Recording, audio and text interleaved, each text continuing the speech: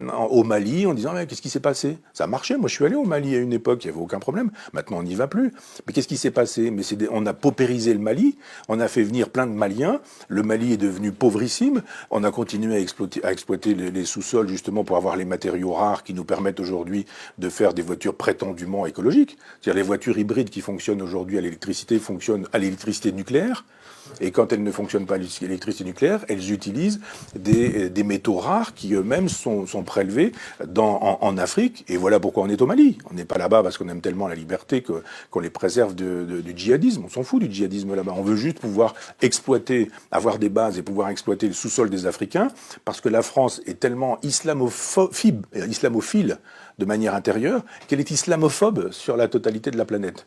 Il n'y a rien de... C'est formidable l'islam en France, mais alors dès qu'on peut tabasser des Afghans, dès qu'on peut tabasser des Irakiens, dès qu'on peut tabasser des Libanais, des Libyens, dès qu'on peut tabasser des Palestiniens, dès qu'on peut tabasser des Maliens, alors là, il n'y a aucun problème, on peut y aller. On fait des bombes, on fait des tapis de bombes, et voilà. 5 ou 6 millions de gens sont morts, de musulmans sont morts dans les frappes occidentales. Pour quelle raison? Parce qu'on vend des armes. Complexe militaro-industriel, possibilité pour les gens qui fabriquent des bombes, des avions à réaction, etc., de dire il n'y a pas de problème. Et après, on fait quoi? Quand on a fait beaucoup d'argent, on finance les chefs d'État américains, qui eux-mêmes financent ces guerres, qui sont des guerres islamophobes. Ces guerres islamophobes génèrent le terrorisme.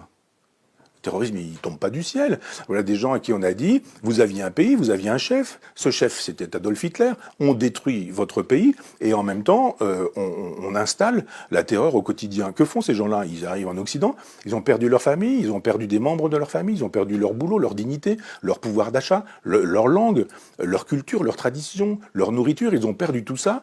Ce sont comme des animaux en cage et on leur dit voilà, vous avez la liberté, ils sont là, etc. Mais il y a des gens qui deviennent paumés et qui peuvent se faire endoctriner par l'islam politique parce que d'un seul coup, c'est un horizon. Parce que c'est une hypothèse. Si on vous dit, mais vous vivez dans un endroit qui vous déteste, ils sont tous racistes, votre pays, vous n'y êtes plus, vous n'y allez pas, ou vous n'y retournez pas, puis vous faites quoi? Vous avez un pays qui s'appelle l'islam. Votre pays, c'est l'islam, c'est l'Oumma. Donc je pense que tant qu'on n'aura pas une politique nationale, une politique européenne, une politique planétaire et mondiale, c'est-à-dire tant qu'on n'aura pas de projets qui ne soient pas des projets d'argent, de fric, en disant allez-y, circulez, c'est formidable, plus on a des migrants ici, plus on peut baisser les salaires. Évidemment, vous avez des gens, ils viennent du Mali, ils n'ont pas de papier, et ils viennent dire, mais moi, si vous voulez, je vous fais la plonge. On leur dit, d'accord, pas de problème, tu me fais la plonge, mais en même temps, pas de papier, pas de truc, je te donne un petit peu d'argent, pas de retraite, pas de sécurité sociale, les sans-papiers trouvent des petits boulots comme ça, et en même temps, quelqu'un qui arrive et qui dit, mais non, mais moi, je veux un salaire, je veux des vacances, je veux une retraite, etc. On dit, mais qu'est-ce que vous imaginez? Donc, si vous ne voulez pas ce boulot-là, il y en a 200 qui attendent, là. Donc, l'immigration telle qu'elle est pratiquée aujourd'hui, elle fait le jeu du capitalisme planétaire. C'est formidable, l'immigration. Et c'est pas étonnant si le MEDEF est pour, si la droite libérale, la gauche libérale sont pour, et qu'en même temps on dit venez, venez, venez, ça fait une main d'œuvre pas chère du tout, et en même temps on vous humilie, on vous exploite, on vous méprise. On va vous mettre dans des cages à lapins, on va laisser vos gamins dans les caves, il va falloir faire du trafic de hashish pour vivre, de cocaïne, de drogue, etc.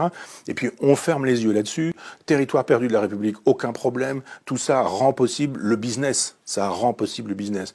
L'immigration est une chose qu'on ne doit pas laisser aller en disant venez quand vous voudrez, puisqu'on sait très bien que dans ces cas-là, c'est la loi de la jungle. L'immigration, c'est quelque chose qui doit être voulu entre un État, entre un continent, donc la France, l'Europe, et puis entre d'autres pays avec lesquels on passe des accords de coopération. Il faut qu'il y ait des universités au Mali, il faut qu'il y ait des hôpitaux au Mali, il faut qu'il y ait des routes, des autoroutes, il faut qu'il y ait des centrales électriques, il faut qu'il y ait des possibilités d'avoir, je sais pas quoi, des garages, des voitures, des écoles, etc. Tant qu'on ne pensera l'immigration qu'en termes de c'est bien l'immigration ou c'est pas bien, vous êtes pour ou vous êtes contre, vous êtes pour, vous êtes formidable, vous êtes contre, vous êtes comme Marine Le Pen, vous êtes un salaud. Non, la question de l'immigration, c'est laquelle, quand, pourquoi, à quoi sert cette immigration aujourd'hui, pourquoi fait-elle le jeu du grand capital, pourquoi est-ce qu'effectivement ça permet de détruire le code du travail, pourquoi ça permet de détruire les salaires, pourquoi ça permet de détruire les retraites, parce qu'on a une main d'œuvre qui est taillable et corvéable à merci, dès lors que quand on parle aujourd'hui de la traite des esclaves, c'est formidable d'aller chercher des poux dans la tête des gens en disant mais il y a une traite des esclaves là en 1492. Ouais, d'accord, très bien.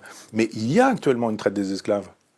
Quand on laisse passer tous ces migrants en disant venez, venez, venez, installez-vous où vous voulez, il y a toujours une toile de tente ici, il y a un bout de square là, il y a un endroit où vous allez pouvoir vous mettre à l'abri ici, puis voilà, puis débrouillez-vous pour le reste. On dit, tout ça c'est formidable. Moi j'appelle ça de la traite. esclavagiste.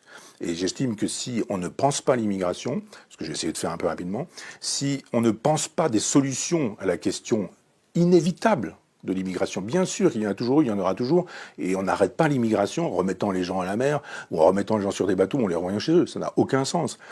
C'est la thèse de l'extrême droite, c'est pas la mienne, mais c'est juste de dire quelle politique de l'immigration pouvons-nous avoir qui serait une politique de civilisation. On est en train de détruire des civilisations. Moi, j'adore l'art africain, je collectionne un peu d'art africain. Je suis curieux de ces civilisations-là. Que sont-elles devenues ? Que sont-elles devenues ? La civilisation, c'est quoi pour ces gens-là ? On a détruit leur peuple, leur langue, leurs coutumes, leur façon de s'habiller. Ils sont tous avec des Nike, des machins, des téléphones portables, etc. On dit, mais c'est ça que vous voulez, un grand marché planétaire ? Avec des gamins qui sont des consuméristes, des gamins pour lesquels l'horizon indépassable, c'est le grand magasin dans lequel on peut acheter, le supermarché dans lequel on peut acheter des choses, des objets, des biens avec lesquels on peut pouvoir frimer, montrer que, etc., etc. Mais quand vous regardez la sagesse africaine, on l'a pillée, on l'a massacrée. C'était une sagesse extraordinaire, une sagesse panthéiste, de rapport à la nature, au temps, aux éléments, à la nuit, au jour, aux étoiles. Moi, j'ai adoré en Mauritanie entendre des conteurs me raconter des choses, alors qu'on avait l'impression sur le toit d'une maison qu'il suffisait de tendre le bras pour décrocher des étoiles. Et on se dit, mais qu'a-t-on fait de la civilisation malienne, mauritanienne ? Ah bah, quand il s'agit d'avoir 3 statues au Quai Branly, c'est formidable, les arts africains, les arts premiers, ça c'est formidable. Mais quand il s'agit de dire qu'avez-vous fait de ces civilisations que vous continuez de détruire ? L'immigration sauvage et libérale, comme elle est pratiquée, est un génocide de civilisation. On tue des civilisations. Mais le grand marché planétaire qui veut un gouvernement planétaire et qui ne veut que des individus qui consomment, quelle que soit leur religion et leur couleur de peau, a intérêt à dire traversez la Méditerranée, pas de problème.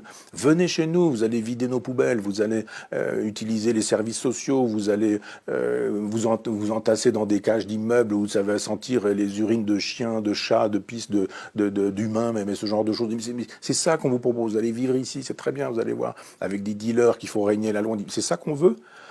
C'est pas l'idée que je me fais de la France, c'est pas l'idée non plus que je me fais de l'hospitalité. Pour être pragmatique,